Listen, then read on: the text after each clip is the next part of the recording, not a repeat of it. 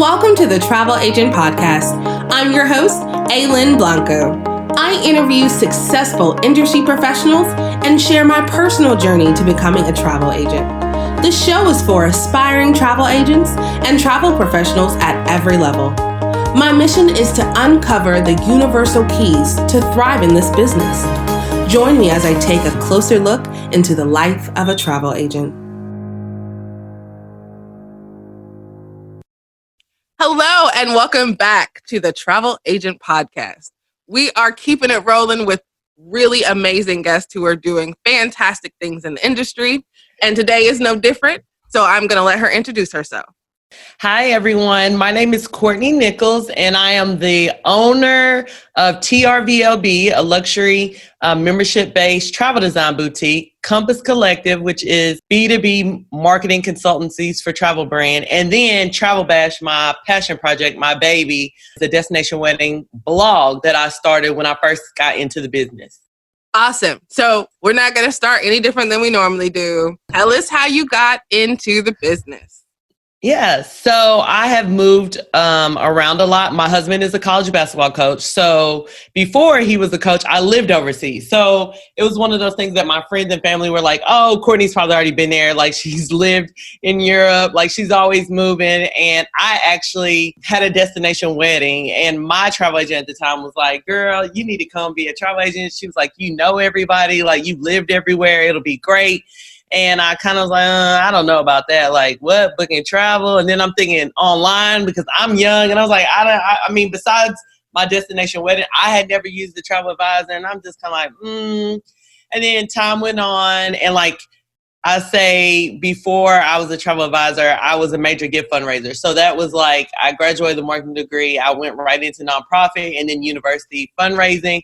And we kept moving and kind of I saw the trajectory of like, the positions I should be getting, what I wanted to do, but then we could be moving. And then Travis like, here I am. Like, she just kind of kept at me. And I'm like, all right, I'll try. I mean, people already come to me anyways. Let's see. So that's kind of how I got into the business. Yeah. That was 3 years ago.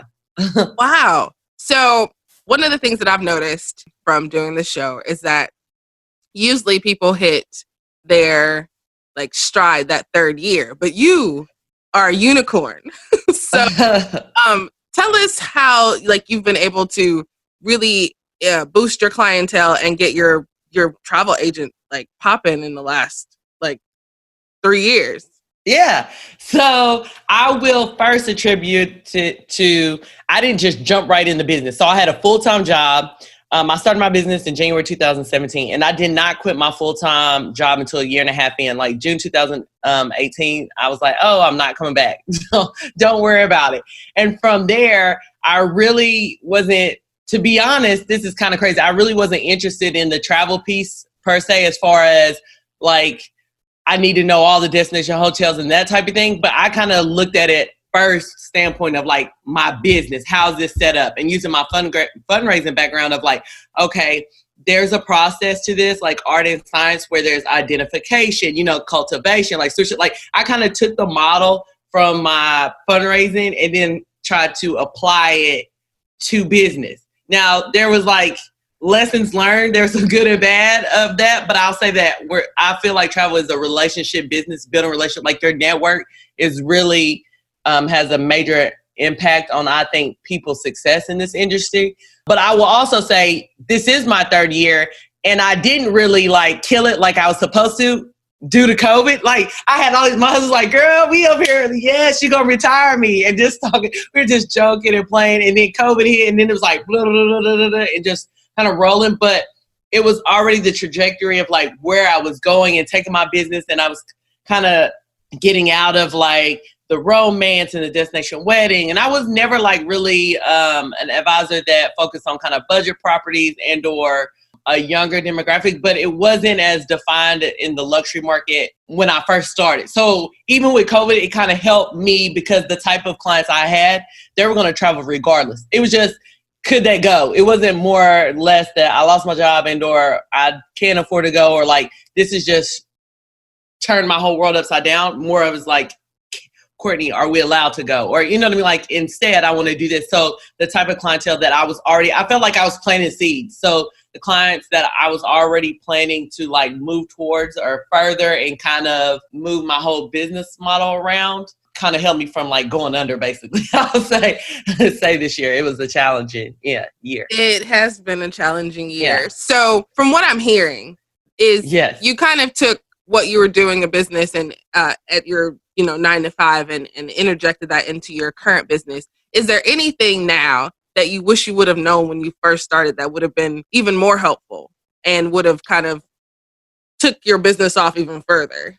I will say when I first got into it, like, it's the numbers type game, because then I had to figure out what is even worth my time.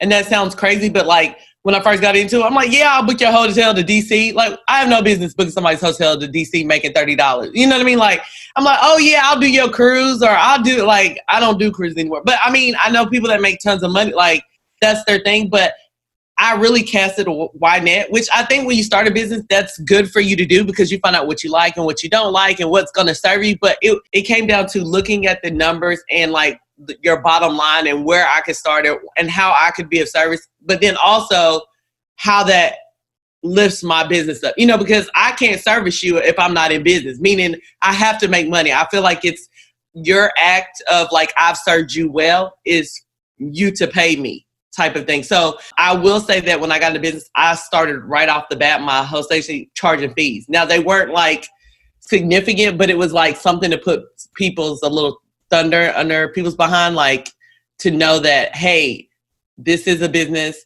I am offering a service and are you in type of things. So to answer your question in a roundabout way is like knowing my numbers and also like niching sooner or finding that core group of who's going to serve my business well, because I think they've said that like when you first start, you get most of your business from only 20%. So instead of focusing on everybody and being something for everyone in that 80, to focus on that 20, and then your business will grow type of thing.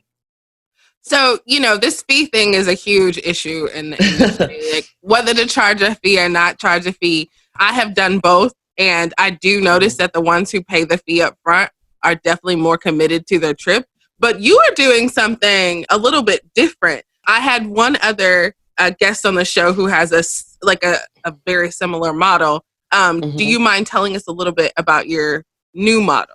Yes. So that is my TRVLB. And it is a luxury membership travel design boutique. So what that means, or what that is, I do not plan one-off trips. So if someone were to come to me like, hey girl, we want to go to Hawaii for our anniversary, in order to be a client, you must be a member. So I have 2 tiers, and it's not necessarily based on more perks, but it's based on how you travel, because I have clients that are more of stick closer to home, like 5 days or shorter. You know what I mean? Like they want to be North American, Caribbean, Mexico. They'll spend the money, but they're just not going to Bali or Africa. So I have a tier that's more of like your jet setter, but it's kind of fun and sun type people. And then I have I call them like explorers, world explorer. Like they want to be the first to like do everything, and they're jumping out of the plane. I mean, they want to go to Africa. Like they've been to Bali 3 times. Like I have more of those where they're trying to go to the newest, best. They're Seychelles, Maldives, like Mauritius. It's one of those things where they can spend 10 to 12 days, multiple times a year, to travel extensively. So my model is not necessarily based on a commission per se, but it's more of the service offering that I'm allowing you to create a full travel blueprint. So you're sitting down with me and we're talking about that girlfriend's getaway that you're going in February versus that annual family trip to Kiawah Island that you hate, that you want to probably move somewhere else, to that bay trip, vacation trip, to that bucket list trip. Maybe you haven't ever been to Peru and you want to go. I'm going to help you sort that out, kind of put you on a plan what that looks like and what we need to start budgeting for, and really it's kind of like an inner circle. It goes back to my fundraiser. Like, I'm going to be your inner circle because it's like your doctor, your hairstylist. There's certain people you don't play with. I only go with them because of that. So I want people, when they think of travel, or my clients, oh, my girl will handle that. Even if it's work, oh, Courtnie will add a few extra days. So it's more of a concierge kind of lifestyle management model or service that's more of your inner circle, your go-to, really focusing on relationships versus like a one-time transaction or like, oh yeah, I'll book your this or I'll book your that. I love it.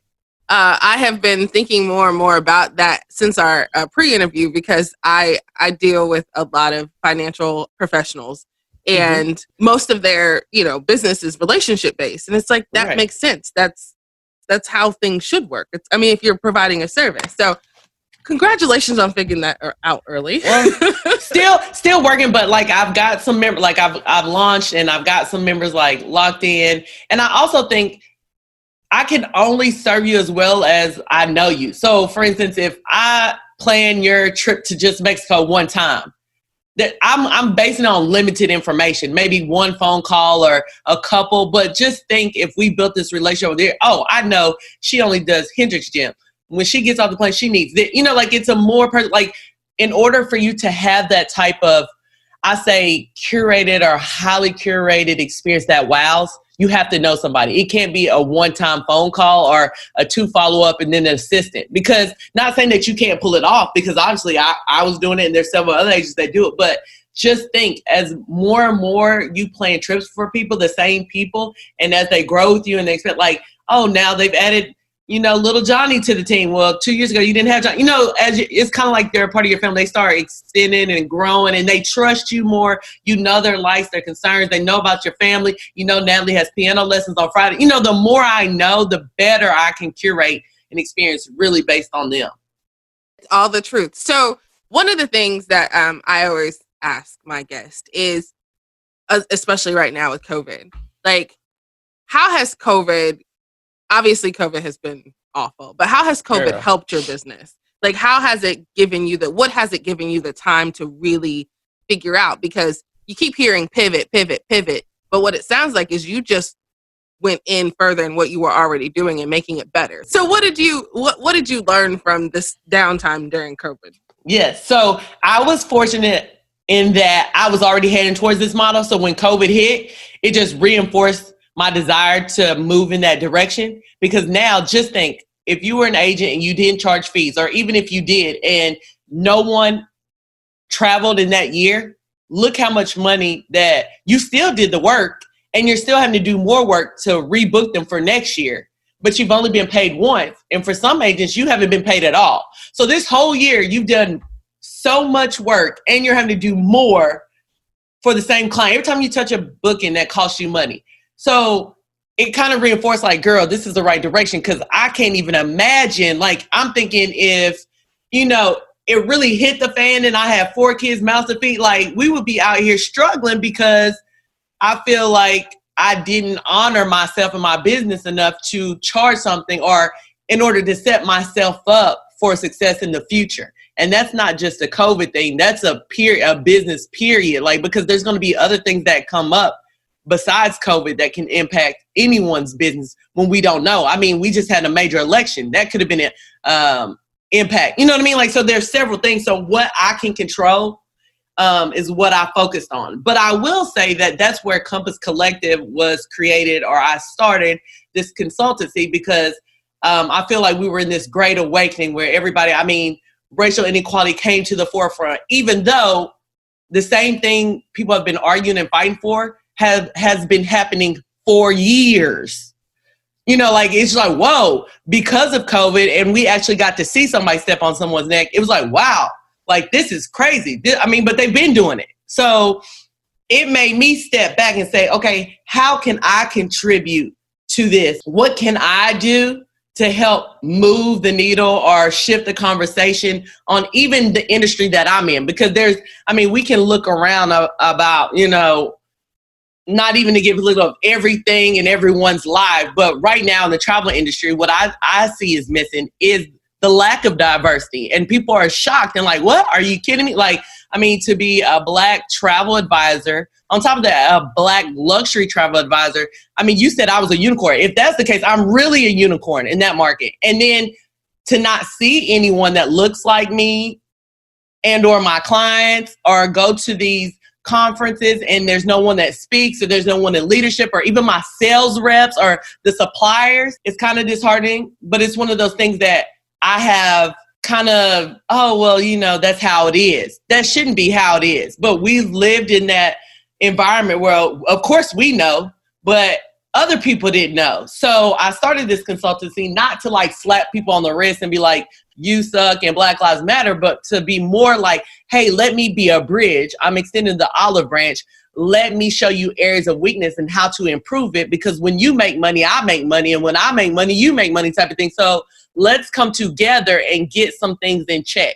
So Compass Collective, that kind of COVID, to kind of circle back to your question, is I was able to create another extension of my brand to serve travel brands looking to diversify and attract a broader audience that was left out and underrepresented before. Yes. Right? I love it. Because it has. That's one of the things that I noticed right off the bat when I started the podcast, looking for agents to come onto the show. And I have made it a point to open the show up and to search for, and when I've really had to search for people of color in the industry who are killing it. And I just think that, like you said, there definitely needs to be more representation. And I'm so excited to follow you on that journey and see how that works out. So tell us, what do you have going on in your personal life and in business that you're super excited about coming up? Yes. So I always, like my husband, I feel like I'm his little cheerleader. I'm like, basketball season's about to start up. So in our house, I know people rave about football, but like we're college basketball people. Again, we're Florida Gators. The season's coming up. We don't know what it's going to look like because of COVID, but I am the girl who I fly on the private plane with the team. I'm at every home game. I'm at every away game, like ride or die. I'm sitting there. I'm like, these are all my kids. Yeah, and we're able to get out. So I'm excited because the season's coming up. First game, November 25th. We're going to be like in a little bubble in the Mohegan Sun in Connecticut. So that's kind of like what's going on personally.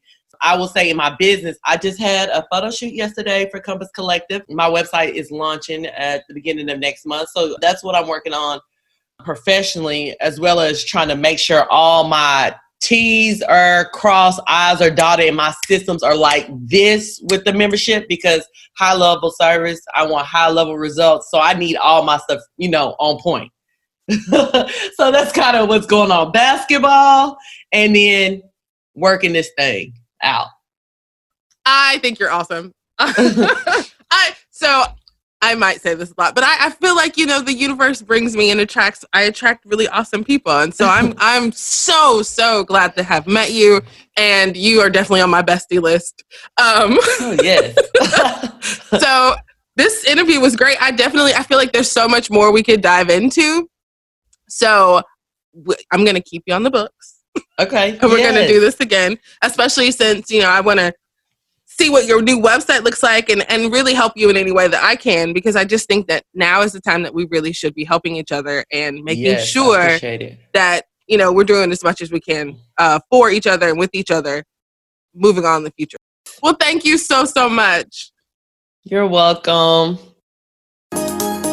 Thank you for joining the Travel Agent Podcast. Don't forget to subscribe, rate, and review. Visit thetravelagentpodcast.com for more information about today's episode and other travel agent resources. Be sure to tune in every Thursday for new episodes. Until next time, continue to build a travel business you love.